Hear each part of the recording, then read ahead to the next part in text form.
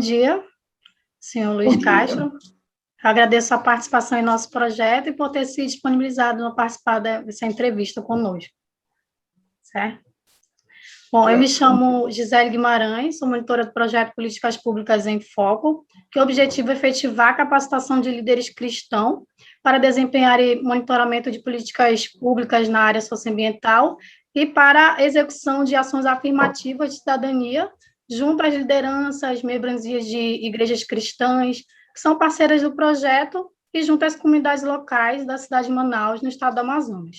A TIAFAM é a instituição financiadora do projeto. Trata-se de uma agência cristã internacional, humanitária e de desenvolvimento em parceria com comunidade, igrejas e organizações locais, a fim de enfrentar os complexos desafios da pobreza e da injustiça social. Bom, a temática que eu irei falar é sobre a questão do resíduo sólido, que as questões serão em torno disso. A questão da disposição do lixo, ela integra, em conjunto com outros fatores, o mesmo universo da problemática socioambiental, que é a ausência de saneamento básico, a inadequada limpeza urbana, a ocupação desordenada, do solo urbano, são alguns dos fatores que se somam à questão dos resíduos sólidos quando se analisa a degradação das condições ambientais.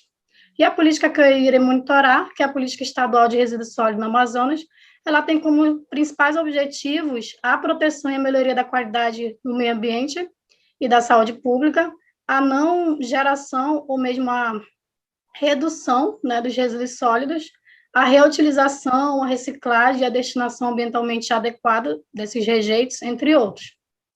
Bom, o nosso entrevistado de hoje, que é o Dr. Luiz Castro de Andrade Neto, é advogado, professor e político brasileiro, é advogado formado pela Universidade Federal do Amazonas, UFAM, ocupou vários cargos públicos, entre os quais o de prefeito no município de Envira, aqui no estado do Amazonas, o de deputado estadual no Amazonas por 4 mandatos, e de secretário de Educação do estado do Amazonas. Atualmente, o Dr. Luiz Castro Andrade Neto ele é consultor da Fundação Amazônia Sustentável, FAS, que é uma organização da sociedade civil fundada em 2008, com sede em Manaus, Amazonas, executa diversos projetos ambientais, sociais e econômicos voltados para a conservação da floresta amazônica, e um desses projetos trabalha com educação ambiental voltado para as boas práticas em gestão de resíduos sólidos com o envolvimento comunitário. Então, é uma organização sem fins lucrativos, sem vínculos político-partidários e de utilidade pública e beneficente de assistência social. Então, doutor Luiz Castro, a primeira pergunta é, na sua opinião, quais os principais problemas socioambientais estão presentes na cidade de Manaus? Saneamento, tanto a destinação de resíduos líquidos quanto sólidos, ou seja, a questão dos dejetos, e esgoto, que são, via de regra, dirigidos aos igarapés da nossa cidade, e os resíduos sólidos, denominados popularmente de lixo, cuja destinação ainda não é adequada, um aterro controlado com muitos problemas e muitos dejetos também sendo despejados nos veios d'água, nos veículos hídricos. Então, a gente tem aí uma dupla pressão sobre a nossa malha fluvial do município, tanto do esgoto doméstico, industrial, não tratado, quanto dos resíduos sólidos, que muitas vezes também são despejados nos nossos igarapés. Esses são os dois principais problemas, mas nós podemos acrescer um outro que cada vez mais é levantada a necessidade, que é de ter mais parques e áreas de lazer, áreas verdes à disposição da população. Não só porque a arborização organizada em espaços com esporte, lazer para crianças, jovens e toda a população é saudável para o ser humano, mas também saudável para o ambiente, mas porque é uma tremenda contradição Manaus, no meio da floresta amazônica, ter regiões desprovidas desses equipamentos e perder de longe para cidades como Curitiba e até mesmo, por incrível que pareça, a cidade de São Paulo e Rio de Janeiro. Nós precisamos, principalmente na Zona Leste e na Zona Norte, ter mais espaços, mais áreas verdes arborizadas. E o quarto problema principal, no meu modo de ver, é derivado da poluição gerada já pelos veículos. Nós temos um trânsito muito intenso, a poluição para o ar, né? A poluição atmosférica, também uma degradação da ambiência urbana, gera muito estresse e, finalmente, nós precisamos de mais arborização em todos os bairros de Manaus. Isso. E, na sua opinião, quais são os principais fatores que ocasionam os danos ao meio ambiente em nossa região? Como você bem observou na sua introdução, a ocupação desordenada de Manaus, o crescimento, de certa forma, exagerado da nossa cidade, e desde a década de 80 sofreu um processo de expansão urbana muito grande, do ponto de vista de aumento da população, do ponto de vista demográfico. Manaus só perde para Palmas, em Tocantins. O crescimento demográfico de Manaus só perdeu para Palmas, mesmo que Palmas é uma cidade muito mais bem organizada e planejada do que Manaus. Então, nós tivemos um grande problema da aceleração do êxodo rural do interior, como também a vinda de muitos migrantes de outras regiões do Brasil para Manaus, pela expectativa de empregabilidade gerada pelas indústrias, pelo comércio, por todo esse processo econômico derivado do polo industrial. E a falta de uma política de planejamento urbano organizada, tanto do ponto de vista de habitação, principalmente do ponto de vista de habitação, que levou grande parte dessas pessoas a ocupar irregularmente, desorganizadamente, de regra, áreas verdes, sem que houvesse, de fato, capacidade do poder público de evitar os grandes e maiores danos ambientais, que acabam se transformando também em danos sociais, né? Nós temos bairros de Manaus que não tem sequer áreas de esporte para os jovens, né? Já não falo nem de áreas verdes, não tem nem área de desfrute de esporte para crianças e jovens. Nós temos igarapés poluídos em praticamente todos os bairros de Manaus, quase todos os bairros de Manaus. Nós temos o problema do saneamento a céu aberto, né? Tudo isso deriva dessa ocupação desorganizada e muito intensa da nossa cidade, sem que os municípios, as sucessivas administrações municipais fossem capazes de organizar, de planejar, de minimizar esses problemas. Houve intervenções muito pontuais, incapazes de reverter uma lógica de destruição do ambiente e de problemas gravíssimos na área de habitação, né, por falta desta prioridade, né? Manaus tem sido, ao longo de décadas, priorizada do ponto de vista dos espaços de ocupação de classe média e classe alta. Eu falo classe média em relação à renda. Famílias de média e alta renda residem em bairros, em regra, que são muito mais contemplados pela atenção do poder público do que as famílias que residem em áreas de renda menor, especialmente, mas não exclusivamente, na Zona Leste, na Zona Norte e parte da Zona Centro-Oeste. Então, é uma conjugação forte, fator de expansão urbana derivado das expectativas que não são exequíveis de empregabilidade pela Zona Franca ou pelo polo industrial, relação direta de empregabilidade no comércio e serviços, como também a falta de prioridade do poder público municipal e do próprio Estado em tentar evitar esses problemas ou tentar, pelo menos, minimamente organizar o espaço urbano de Manaus, inclusive em relação ao transporte público e ao trânsito. E durante o seu mandato como parlamentar, o senhor foi presidente da Comissão do Meio Ambiente e Desenvolvimento Sustentável, né? Quais foram as principais intervenções e os desafios nessa comissão? Bom, o nosso poder de legislar por iniciativa dos parlamentares ele é muito limitado. Por quê? Porque todo projeto que gere necessidade de fontes de recursos e despesas, à exceção das emendas parlamentares e impositivas, eu só tive um ano de possibilidade de apresentar emendas parlamentares, o restante, meus mandatos, tempo de mandato, nós não tínhamos esse instrumento. Então você é muito limitado do ponto de vista de iniciativas legais. Mesmo assim, eu tomei algumas iniciativas que eram plausíveis do ponto de vista daquilo que eu poderia apresentar constitucionalmente com um projeto de lei. Eu lembro, por exemplo, um projeto de lei que foi aprovado, foi sancionado, mas não está sendo devidamente respeitado, e obriga o poder público estadual, eu não podia obrigar o municipal, porque eu era deputado e não tinha, portanto, competência legislativa para isso, caberia à Câmara, mas consegui que toda vez que o governo do Estado vai promover um conjunto habitacional, vai implantar um projeto habitacional, ele tenha que contemplar a arborização, ciclovias, áreas de lazer para aqueles moradores, para evitar o que tem aconteceu na Cidade Nova, Nova Cidade, em outras áreas, onde foi desmatado toda a área onde foi implantada o projeto habitacional e sequer se teve o cuidado de, pelo menos, plantar árvores nos quintais e nas ruas onde foram implementadas essas habitações, né? Muito poucas áreas de lazer, muito poucas áreas de esporte e nada de ciclovias. Então, consegui aprovar esse projeto, eu tiro ele como um projeto interessante, importante, né?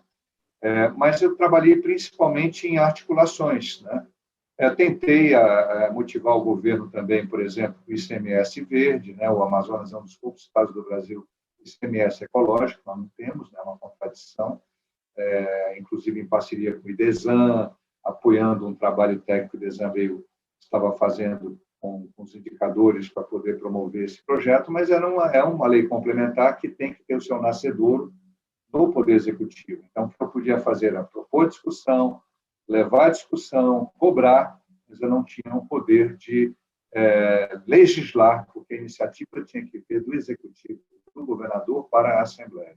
Trabalhei muito com articulações políticas e também com alguns projetos, principalmente articulações com o Movimento Nacional de Catadores, com as associações e cooperativas de catadores de materiais recicláveis.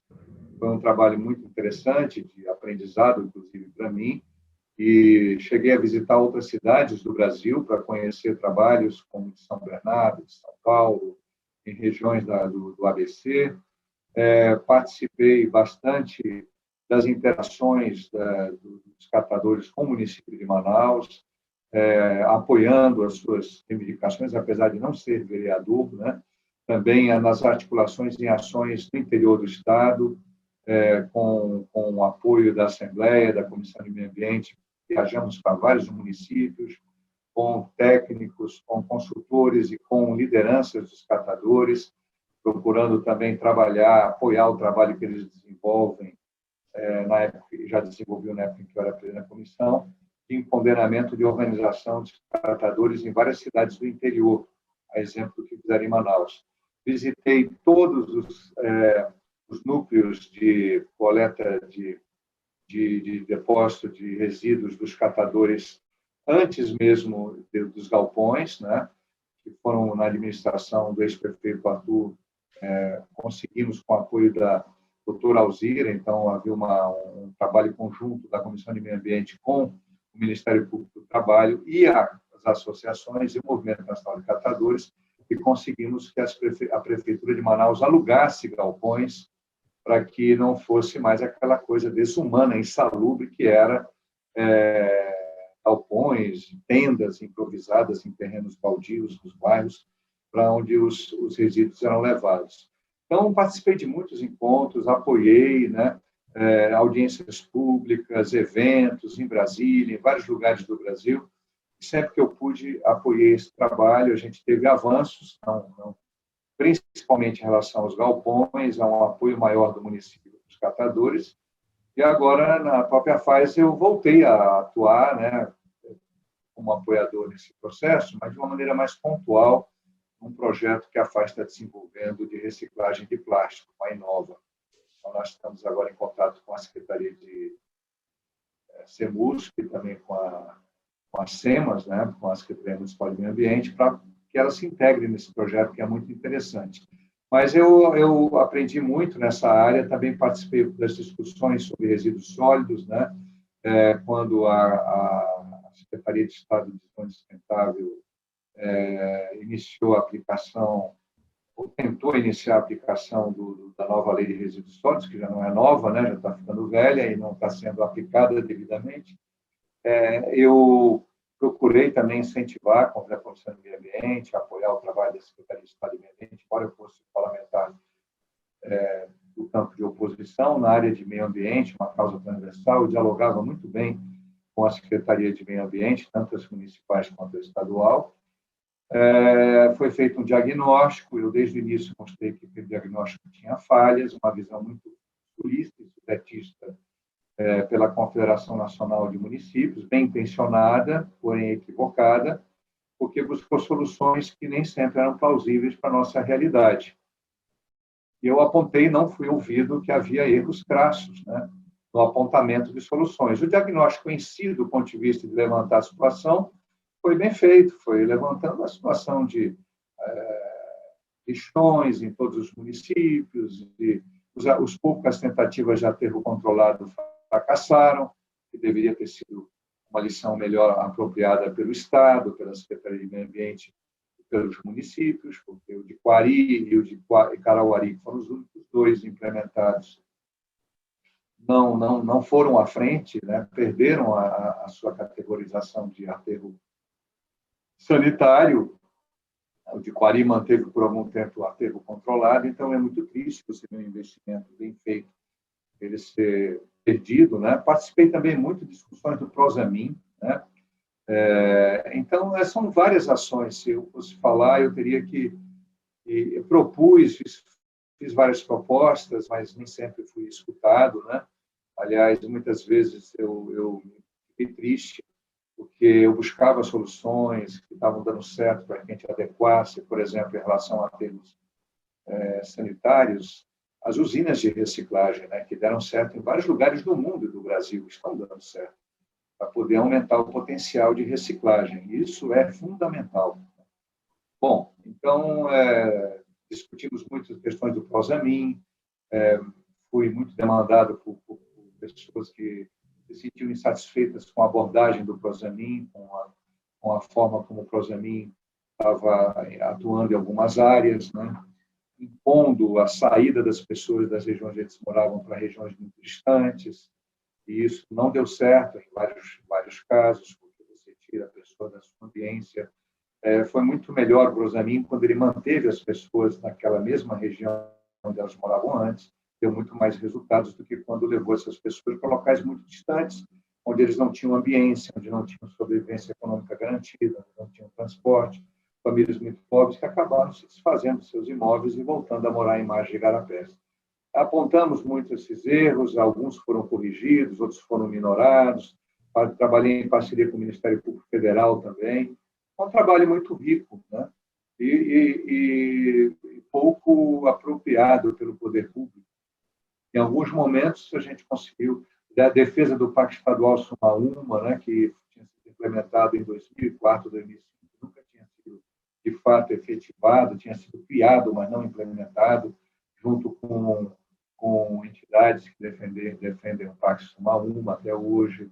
Então, foi uma luta incessante para que esse pacto fosse delimitado, fosse cercado, evitadas invasões, evitadas as poluições, né, a caça, a degradação dos igarapés, aí demanda junto a empresas privadas, junto à SUAB, que tinha irregularmente cedido terrenos dentro da área do parque, a questão da Avenida das Flores, na continuação das Flores, quando ela ameaçou o parque, então todo um trabalho para que o parque fosse preservado, enfim, são vários trabalhos, e posso dizer que, infelizmente, a sociedade, em geral, valoriza muito pouco, aqui em Manaus, os trabalhos na área de meio ambiente. Eu tive reconhecimento, foi muito pequeno diante da importância desses trabalhos e que, praticamente, eu contava com muito pouco apoio, só de alguns deputados, né, que se envolviam pontualmente para me apoiar, mais uma solidariedade pessoal ao Luiz Castro do que a causa do meio ambiente. Certo. E Na sua opinião, como ocorre a participação da sociedade civil na luta pelas causas ambientais? De maneira ainda muito tênue, muito limitada, muito diminuta. Nós temos poucas entidades, poucas associações que realmente lutam pelo ambiente em Manaus, pela qualidade ambiental. Melhorou, já foi pior, né? Mas nós precisamos ampliar muito essa interação com a sociedade. A sociedade, as entidades, as associações de produtores, elas são primidas com muitas demandas de sobrevivência imediata, né? É a questão da segurança, né? A questão do desemprego, da carência alimentar, a carência de renda, os problemas diretos de saúde, de educação. Então, o líder comunitário ele é muito assoberbado dessas demandas e as questões ambientais ficam por último, né? Não que não sejam importantes as demandas sociais, de educação, de saúde, de emprego, de renda, de alimentação, todas são muito importantes, de segurança, mas isso faz com que se oblitere, né? Se diminua o impacto das questões ambientais, que muitas vezes estão ligadas a essas questões. Saneamento, por exemplo, extremamente ligado à questão das doenças diarreicas, né? Dos problemas de saúde, né? Mas aí entra o problema da falta também de educação ambiental, de educação sanitária, educação em saúde, né? Que são questões conexas, saúde e ambiente. E isso faz com que a própria população não cobre mais esse desiderato ambiental, que é fundamental para a qualidade de vida da própria população. A cobrança, por exemplo, por parques, áreas de lazer da Zona Norte e Zona Leste é muito pequena por parte das associações. Isso não gera uma pressão política em cima da Câmara de Vereadores, em cima da Prefeitura, e, portanto, acabam os prefeitos, seus secretários, os vereadores se dedicando muito mais a outras questões. Houve um interesse maior pela questão dos resíduos sólidos, mas ainda é uma questão periférica, infelizmente. Mas isso, nesse sentido, houve uma melhora. Já há lideranças, principalmente a insatisfação com o lixo na rua, né? Mas é preciso aumentar também a insatisfação com o lixo no igarapé, a percepção de quanto isso causa ruim para a cidade de Manaus, é ruim para as pessoas, né? E quanto que o poder público precisa ser incentivado a priorizar, a evitar que esse lixo vá para os igarapés, aumentar o número de PEVs, né? Houve um esforço do doutor Adalberto Carim, muito louvável quando ele agiu da vara de meio ambiente, nós apoiamos essa ação, né? De criar PEVs, e esse esforço é fundamental. Mas a gente percebe que são ações importantes, mas são ainda muito pontuais, o tamanho da nossa cidade. Temos coisas muito positivas, o trabalho lá do Parque da Praça das Flores, né, liderado pelo líder Gilberto, né, o trabalho no Sumaúma, né, são trabalhos muito importantes, muito meritórios, mas são de escala pequena. Eles são pontuais, são importantes, são referências muito importantes. O trabalho dos catadores, né, é importantíssimo. A melhoria, houve uma melhoria na coleta de lixo, houve, mas na coleta de lixo terrestre, mas ainda vai muito lixo para os igarapés. Outro dia eu tive uma reunião com o atual secretário da CEMUSP, Saba Reis, nós dialogamos sobre isso, vamos voltar a dialogar. Ele me disse que é uma preocupação também muito grande da atual gestão, espero que realmente seja, evitar que o lixo vá para dentro do igarapé, né? Mas eu posso lhe dizer que ainda a sensibilidade é pequena, e eu quero lhe dizer, a própria classe média, de média renda, Manaus, ela é pouco. Você vai ali na Marina do Davi, a quantidade de iates, de barcos de luxo que tem na Marina do Davi, e nenhum envolvimento, raríssimo envolvimento dos donos desses barcos para tentar melhorar a Marina do Davi. Eu participei de um trabalho com o Uninorte, quando era secretário da Comissão Independente, liderado pela sua colega assistente social, a professora Linda, né? Para tentar fazer valer uma lei que foi aprovada na época do ex-prefeito Serafim para urbanizar e organizar aquela marina, que é uma vergonha, né? Com apoio da cooperativa de transporte fluvial, com apoio de moradores, com lá o Jadson da Remada Ambiental, né? Que tem aquele bonito da Remada Ambiental. Mas cadê os ricos, que têm casas no Tarumã, que tem casas de veraneio caríssimas, né? E que não lutam nem pela Marina do Davi, nem pelo Tarumã. Então, qualquer dia, o Tarumã vai estar totalmente destruído. Eu espero que isso não aconteça, mas, infelizmente, é provável que aconteça. E a gente vê o rico de Manaus, que tem, às vezes, uma casa de 4 milhões de reais, de US$ 1 milhão, e ele não está nem aí para tentar ajudar a preservar o rio Tarumã, para melhorar a Marina do Davi, onde ele pega o seu iate de luxo. Quer dizer, então, essa insensibilidade ela é geral, ela não é só das pessoas de menor renda. E ela é mais chocante para mim nas pessoas de renda maior.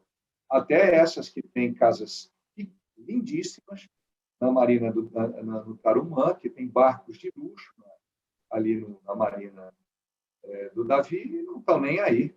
A maioria absoluta delas, com raríssimas exceções, para tentar se envolver na defesa do ambiente lá da região do Tarumã. Você vê que Manaus está muito longe de ter uma consciência ambiental, perde de longe para Curitiba, né? E a gente vê muita gente falando do ambiente fora, né? Mas não se preocupa com o ambiente em Manaus. Eu acho que é muito importante defender a floresta, ir contra as queimadas, as derrubadas, mas não esquecer a cidade onde a gente mora, né? Porque você defender só o ambiente lá e esquecer aqui, tem alguma coisa errada. Verdade. Inclusive nas nossas universidades, que pouco fazem.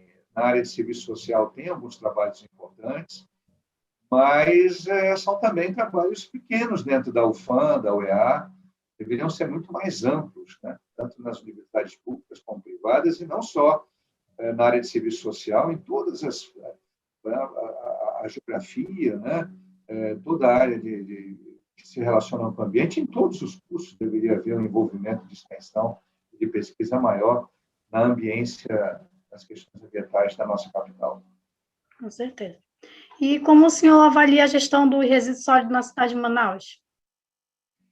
Ela, vamos dizer, já foi pior antes da gestão do Arthur, melhorou um pouco em relação à questão da coleta, em relação também à reciclagem, mas melhorou muito aquém, né? Vamos dizer, ela saiu de uma nota 2 para uma nota 4, com muito boa vontade, uma nota 5. Né? Está muito aquém do que Manaus tem que ser como referência, capital da Amazônia Ocidental. Né? Agora, a gente está procurando dialogar com a atual gestão, nós não podemos ainda dizer que sim nem que não. O atual secretário de Meio Ambiente é uma pessoa preparada na área, tecnicamente preparado, que é o Ademir Scott, é um especialista da área de sólidos, né? Mas a ação está toda na CEMUSP, né? A Secretaria Municipal de Meio Ambiente tem quase nada de dinheiro só na educação ambiental e muito pouco. Aliás, é uma vergonha o orçamento das secretarias municipais e estadual de meio ambiente, é vergonhoso, né? Isso vem se arrastando ao longo de décadas. Orçamento mínimo. Quando consegue fazer alguma coisa é com o termo de ajuste de gestão, TAC, com a ajuda do Ministério Público Federal, do IPAAN, alguma multa que é transformada em um termo de ajuste, aí se faz alguma coisa. Mas o poder público pode ser refém de coisas que não deveriam nem mais acontecer, que são crimes ambientais, para receber um dinheiro e fazer uma ação boa, mas pontual. Agora, o que a gente percebe, eu tive uma reunião com o atual secretário, ele pelo menos demonstrou a intenção de enfrentar, de apoiar mais os catadores, né? E de enfrentar essa questão dos resíduos dos igarapés. Eu estive trocando umas ideias com ele, eu não consegui ser ouvido na gestão do ex-prefeito, fui ouvido em relação aos galpões, isso aí eu reconheço, então houve esse avanço. Então, acho que houve um avanço na gestão do ex-prefeito Arthur, porém, nós precisamos avançar muito mais. Espero que, na atual gestão, a gente possa ter principalmente um avanço em 2 setores, na reciclagem de resíduos e evitar que o dejeto vá para os igarapés. E é bem possível fazer isso com um trabalho de microcoleta e de educação ambiental e de remuneração de recicláveis para as famílias que moram próximas dos igarapés. Porque não é lógico a prefeitura gastar tanto dinheiro com balsas e buscar lixo dentro de igarapé, até porque elas não vão tirar nem 40% do lixo que caiu. Grande parte do lixo vai mergulhar, vai ficar no fundo do igarapé, e outra parte vai estar no Rio Negro, né, que já recebe uma carga muito grande de dejetos, né, tanto de dejetos de esgoto quanto de resíduos sólidos. Então, é muito melhor evitar que esse lixo vá para dentro do igarapé, trabalhando as populações que residem. Então, nós vamos levar, a FAS vai levar para o secretário do Meio Ambiente uma proposta piloto para o Igarapé do Gigante. Por quê? No Igarapé do Gigante surgiu um movimento que reúne vários núcleos de moradores muito interessantes, preocupados com a preservação não só do Igarapé em si, mas da margem do Igarapé, da mata fluvial, e o Igarapé do Gigante ainda tem uma expressiva área de arborização de mata primária ao longo das suas margens. Então, ele é um igarapé resgatável. Não? É mais barato e mais simples resgatar o gigante que o Mindu.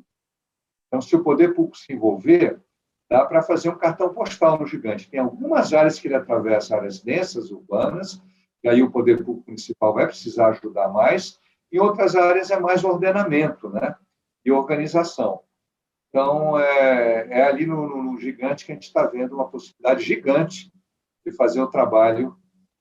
Tem todas as suas nascentes preservadas dentro das áreas da Infraero, lá do aeroporto. Então, tem nascentes límpidas, de águas límpidas, felizmente. A questão bom, vou conversar, você não vou fazer as outras entrevistas, né, Gisele?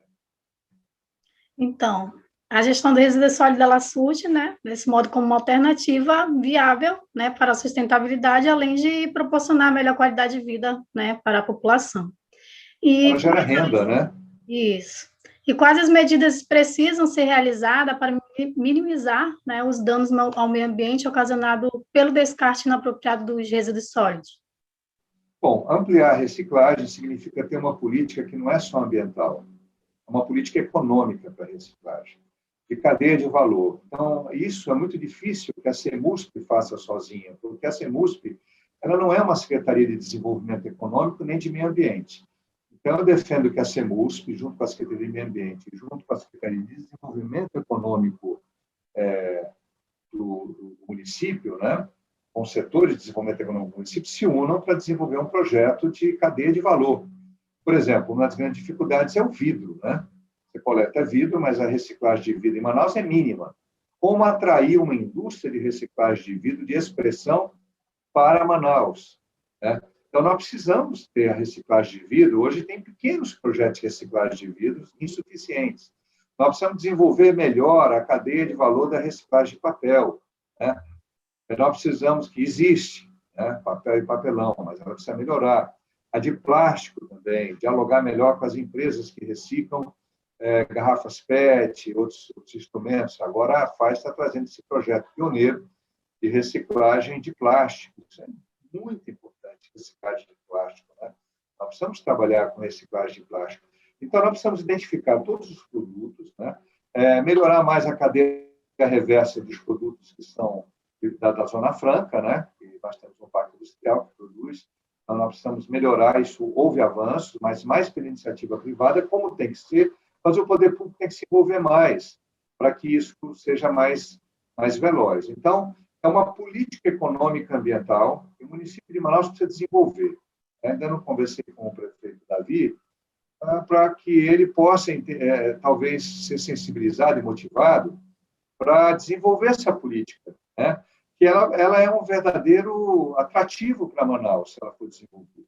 Mas eu volto a frisar, tem que ser uma política não só social e ambiental, mas também uma política econômica, mas priorizando o social e ambiental. Não é para trazer uma grande empresa e engolir os catadores, não, é para trabalhar com os catadores, mas ter uma empresa que recicle vidro, os catadores poderem vender o vidro para lá. E também incentivar os catadores a ter pequenas empresas deles que possam fazer alguns tipos de reciclagem ou beneficiamento, como vários deles já fazem o amassamento do papelão, né, com as prensas. Então, é preciso ir além, porque isso agrega renda. Se forem pequenas indústrias, podem ser geridas pelos catadores. Se for uma indústria de maior porte, tem que ser iniciativa privada.